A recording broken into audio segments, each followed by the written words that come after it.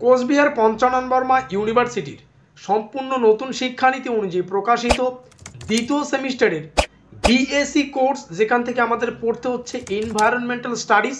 আর আজকের এই ভিডিওটিতে আমরা এই ভিএসসি কোর্সের অন্তর্গত এনভায়রনমেন্টাল স্টাডিজ এর সাজেশন সম্পর্কে বিস্তারিত আলোচনা করব। কাজেই আজকের এই ভিডিওটি কিন্তু তোমাদের জন্য খুবই খুবই গুরুত্বপূর্ণ হতে চলেছে। তবে ভিডিওটি শুরু করার আগে তোমাদের কাছে রিকোয়েস্ট, দেখো আমরা এই চ্যানেল মারফত বিভিন্ন স্টাডি সংক্রান্ত নিউজ, স্কলারশিপ সংক্রান্ত আপডেট, এমনকি সাজেশন প্রদান করে থাকি। কাজে খুব ভালো হবে যদি আমাদের চ্যানেলটিকে সাবস্ক্রাইব করে দিয়ে আমাদের পরিবারের সদস্য হয়ে নাও। তো যাই হোক, শুরু করছি আমাদের আজকের এই স্পেশাল ভিডিওটি। ঠিক যেমনটা আমরা আলোচনা করলাম, কোচবিহার পঞ্চানন বর্মা ইউনিভার্সিটির ইউজি সেকেন্ড সেমিস্টারের বিএসসি কোর্স, যেখানে আমাদের পড়তে হচ্ছে এনভায়রনমেন্টাল স্টাডিজ, তার সাজেশন সম্পর্কে আমাদের আজকের এই স্পেশাল ভিডিও। আর তোমরা সবাই জানো আমরা একটা সিরিজ কন্টিনিউ করছি, যেই সিরিজের নাম রাখা হয়েছে অল ইন ওয়ান, যার অর্থ তোমরা সবাই জানো, অর্থাৎ আমাদের এই ভিএসসি কোর্সের মধ্যে মোস্ট ইম্পর্টেন্ট প্রশ্নগুলিকে আমরা এই সিরিজের আওতায় এনে তোমাদের সামনে ছোট ছোট ক্লাস আকারে উপস্থাপন করছি। আর আমাদের আজকের ক্লাস নাম্বার 3 আউট অফ 4, অর্থাৎ 4খানা ক্লাসের মধ্যে আমাদের আজকের ক্লাস তৃতীয় ক্লাস। চতুর্থ ক্লাস আমরা পরবর্তী ভিডিও তোমাদের সামনে উপস্থাপন করব। প্রত্যেক ক্লাসে আমরা এই এনভায়রনমেন্টাল স্টাডিজ আমাদের সিলেবাসের উপর ভিত্তি করে মোস্ট ইম্পর্টেন্ট প্রশ্নাবলীকে তোমাদের সামনে তুলে ধরা হয়। আর এই যে অল ইন ওয়ান সিরিজ, যেখানে টোটাল 4খানা ক্লাস রয়েছে, 4খানা ক্লাসের মধ্যেই আমরা এই অল ইন ওয়ান সিরিজটাকে শেষ করব। এনভায়রনমেন্টাল স্টাডিজের মোটামুটি বলতে পারো তোমরা যদি হিসাব করো তাহলে 50 থেকে 55খানা প্রশ্ন, যেগুলো মোস্ট ইম্পর্টেন্ট। এটা হচ্ছে সিরিজ অল ইন ওয়ানের সম্পূর্ণ মানে কি বলে বৈশিষ্ট্য আর কি। পরবর্তীতে আমরা অন্যান্য কোনো সিরিজ আলোচনা করব, যেখানে আমরা আমাদের সিলেবাসের ইউনিট ওয়াইজ আলোচনা করব। ইউনিট 1 থেকে কতগুলো প্রশ্ন হবে, ইউনিট 2 থেকে কতগুলো প্রশ্ন হবে, সেগুলো আলাদা আলাদা কিন্তু সিরিজ হবে। তো শুরুতেই আমরা সিরিজ 1টা আলোচনা করছি এই কারণে, যাতে করে একদম বেসিক আইডিয়া হয়ে যায় আমাদের কোন কোন প্রশ্নাবলী মোস্ট ইম্পর্টেন্ট, এবং এখান থেকে আরও অনেক তথ্য ভিডিও চলাকালীন তোমরা কিন্তু বুঝতে পারবে। সুতরাং বুঝতেই পারছো আমার কথাগুলিও কিন্তু তোমাদের শোনা প্রবল থেকে প্রবলতর গুরুত্বপূর্ণ আর কি। তো যাই হোক, দেখে নেওয়া যাক আমাদের ক্লাস 3-র গুরুত্বপূর্ণ প্রশ্নাবলী। আজকের প্রথম প্রশ্ন আমি রেখেছি, কবে জাতীয় বন্যপ্রাণী সংরক্ষণ আইন প্রণীত হয়? উত্তর হচ্ছে 1972 সালে। দেখো, প্রথম প্রশ্নটা আসার সঙ্গে সঙ্গেই তোমাদের বলে রাখি, এই সাল সংক্রান্ত পরীক্ষায় কিন্তু প্রশ্ন প্রবল আসে, এবং আইন, এই যে এখানে আমরা দেখতে পাচ্ছি আইন এবং সাল আমরা এখানেই দেখতে পেলাম। তাহলে আমাদের করণীয় হবে, আমরা পরবর্তী আরও একটা ভিডিওর মাধ্যমে আমরা যে বিষয়টা আলোচনা করব, সেটা হচ্ছে বিভিন্ন আইনকে একটা ভিডিওর মধ্যে আলোচনা করা, এবং সেই আইনগুলি কবে প্রণয়ন করা হয় সেই বিষয়টা তোমাদের সামনে উপস্থাপন করা।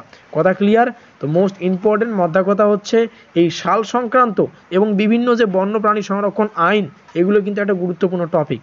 পরবর্তী প্রশ্ন, কবে ভারতে বন্য সংরক্ষণ আইন চালু হয়? বলতে বলতেই আরও একটা আইন সংক্রান্ত প্রশ্ন এসে গেল, 1980 সালে। অবশ্যই লিখিনীয় প্রশ্নগুলি, এগুলো পরবর্তী ক্লাস আসার আগেই একদম। এবার দেখব তৃতীয় প্রশ্ন, যেখানে জানতে চাইছে কবে ভারতে জীববৈচিত্র্য সংরক্ষণের উদ্দেশ্যে বায়োলজিক্যাল ডাইভার্সিটি বিল চালু করা হয়? 2002 সালে। নেক্সট, কবে ভারতে ব্যাঘ্র প্রকল্প চালু হয়, বা বাঘ প্রকল্প যাই হোক সেটাকেই মানে একদম স্পেশাল অর্থে ব্যবহার করা হচ্ছে ব্যাঘ্র শব্দটি, তো এটা হচ্ছে 1973 সাল, তোমরা লিখে নেবে। কবে ভারতে গন্ডার সংরক্ষণ আইন চালু হয়? তোমরা বুঝতেই পারছো, আমরা পড়েছি, জীবন বিজ্ঞানে আমরা পড়েছি, ভূগোলে সম্ভবত সামথিং ছিল আমাদের মাধ্যমিকে। তো যাই হোক, সেই বিষয়গুলি আমরা আবার আলোচনা করছি 1932 সালে। নেক্সট প্রশ্ন যদি আমরা দেখি, সেখানে জানতে চাইছে কবে ভারতে কুমির সংরক্ষণ আইন চালু হয়? এই যে আইন, কতগুলো আইন রয়েছে, সেই আইন সংক্রান্ত আমি ভাবছি একটা স্পেশাল ক্লাসই তোমাদের সামনে তুলে ধরবো। উত্তরটা দেখে নিও এর আগের প্রশ্নটির। এবার যে প্রশ্নটি রয়েছে, ভারতবর্ষে কবে ন্যাশনাল ফরেস্ট পলিসি? দেখো, এখন থেকে আমি ভাবছি যে, যাই হোক যেটা ভাবছি সেটা পরে বলবো। তো বলছে ভারতবর্ষে কবে ন্যাশনাল ফরেস্ট পলিসি আইন চালু হয়? সেটা হচ্ছে 1952। নেক্সট প্রশ্ন, কোন সালকে ভারতের জনসংখ্যা বর্ষ বলা হয়? 1974। নেক্সট প্রশ্ন, কবে জীববৈচিত্র্য পরিভাষাটি সর্বপ্রথম উপস্থাপিত হয়? 1986 সালে। নেক্সট প্রশ্ন, যেখানে জানতে চাইছে convention of the biological diversity বা বসুন্ধরা সম্মেলন কোন খ্রিস্টাব্দে বা কত খ্রিস্টাব্দে সংগঠিত হয়? উত্তর হচ্ছে 1992 সালে। নেক্সট, কবে রেড ডাটা বুক প্রথম প্রকাশিত হয়েছিল? 1964 সালে। পরিবেশ সম্পর্কিত রিও দ্য জেনিরো শহরে ঠিক আছে। বসুন্ধরা সম্মেলন কোন সালে অনুষ্ঠিত হয়?